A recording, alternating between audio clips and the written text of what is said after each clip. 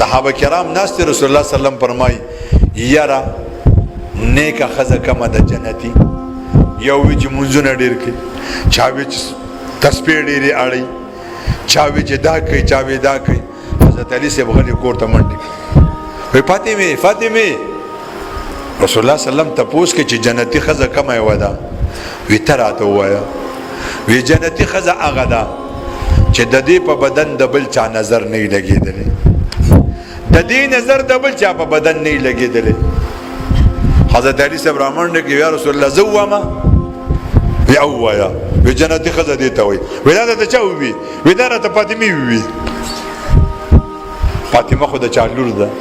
فاطمه بیبي ناسته ده رسول الله صلی الله علیه وسلم ته فرمایي فاطمه میاشته وګوره راختلې ده هغه بیا او اباجانه بیا ودې وګوره کنه میاشته بیا ودې اباجانه او راختلې ده بیا ورته وی فاطمه ته ولې نه ګوري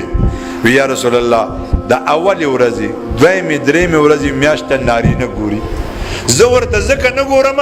چې زما نظر چېرته په میاشت کې د نارینه سره برابر نشي رسول الله صلی الله علیه وسلم فاطمه بیبي سره راغی فاطمه راځه چې زه دا کور ته بوځم هغه یا رسول الله علي نشته دی رضی الله عنه وی زه ستا پلار یم او زه دې هغه یا رسول الله خو تاسو فرمایلي دي چې د خاوند د اجازت نه بغیر به نه وځي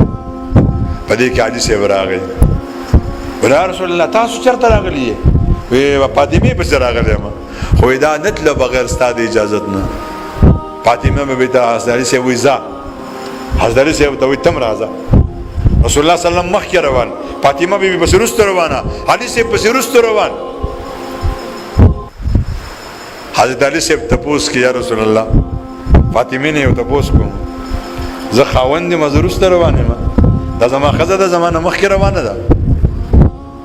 رسول الله صلی الله علیه وسلم فرمایل فاطمه جواب ورکړه علي ته وی یا رسول الله زه په تا پسې ځکه روان یم برخګه چې ستا په قدمونو زه قدم کېدم زما په قدم حضرت علي قدم کېدي چې دا ما قدم مټاو شي د دې نښه را نه شي هسې نه چې وروستو خلک را روان وي او دا ووایي چې د فاطمې قدم داسې و دې ته ویل کېږي د حیات ژوند